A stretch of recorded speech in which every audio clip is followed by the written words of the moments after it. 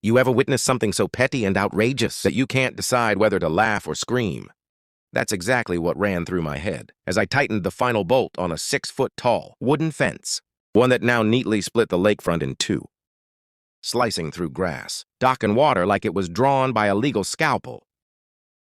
Behind me, a dozen stunned neighbors stood speechless, watching this audacious structure materialize right down the middle of what used to be shared paradise.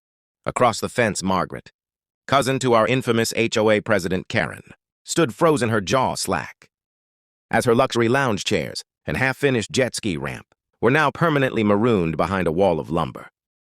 What LED to this surreal standoff started 5 years ago when I purchased my dream home in Willowbrook Estates, drawn in by the promise of deeded lakefront access. The property came with shared usage, rights to a sandy beach and a community dock, both of which were central to my family's summers. Every weekend, my kids and I would fish, swim, and play by the water until sundown. That lakefront was more than just a view. It was a part of our life. Then came Karen Fitzgerald.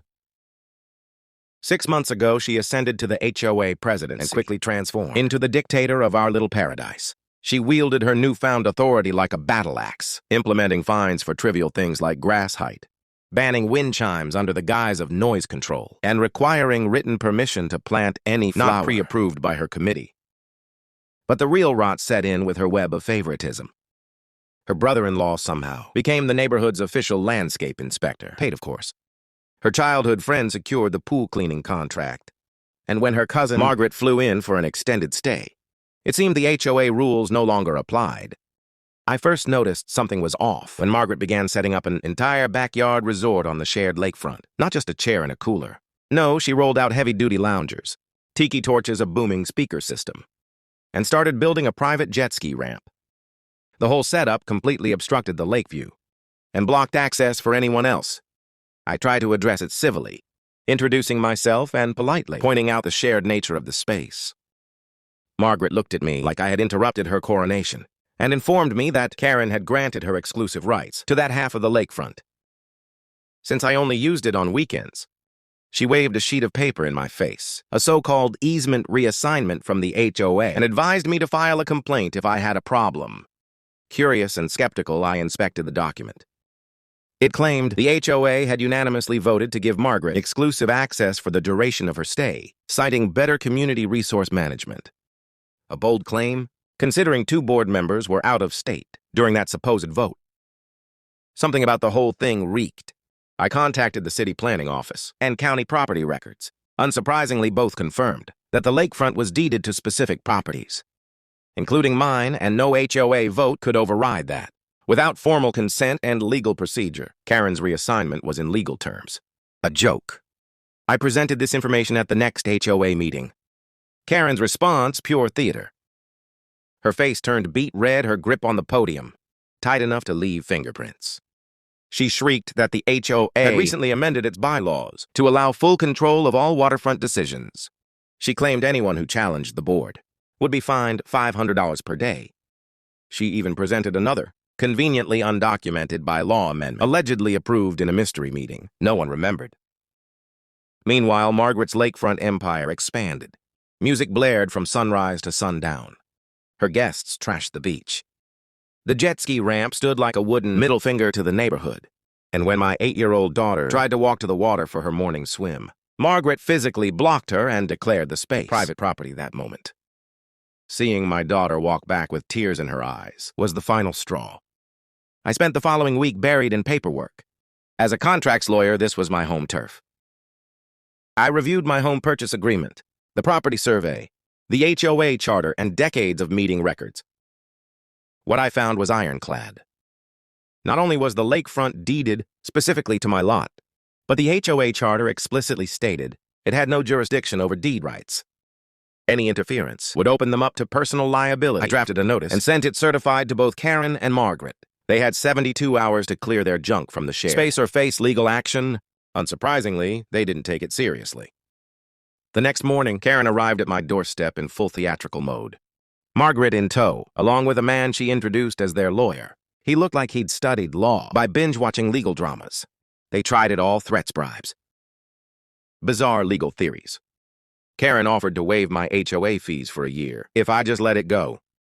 Margaret proposed a shared schedule. She'd take Mondays, Wednesdays, and Fridays.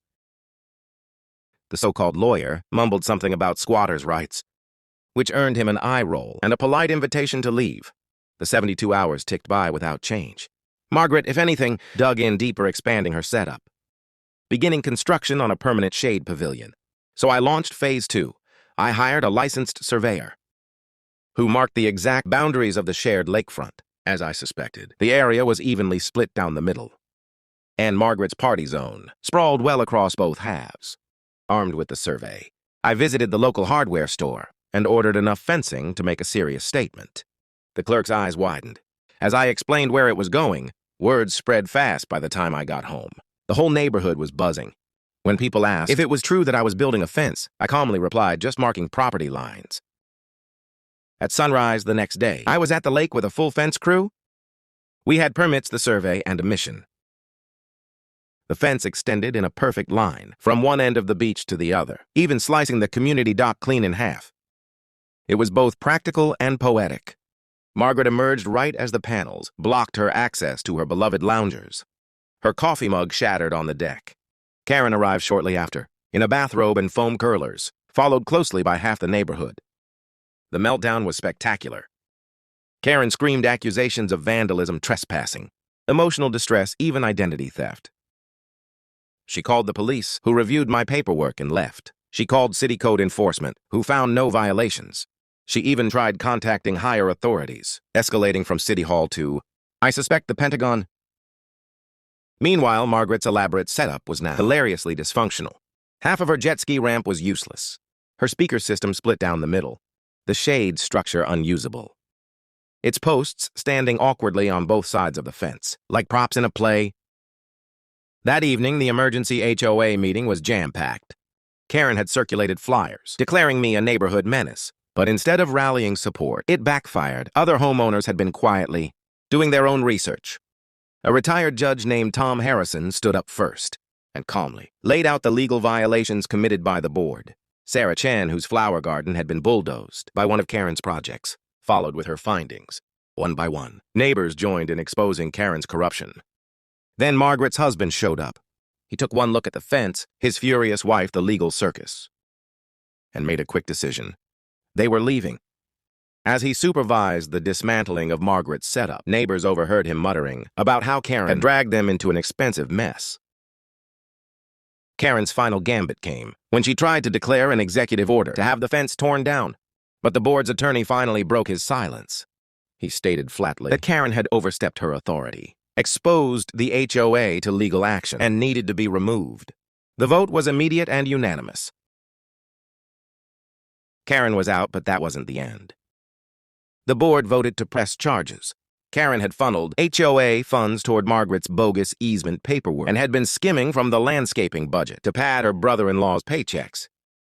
3 months later, Karen stood before a judge, charged with fraud, embezzlement, and breach of fiduciary duty. The verdict, guilty.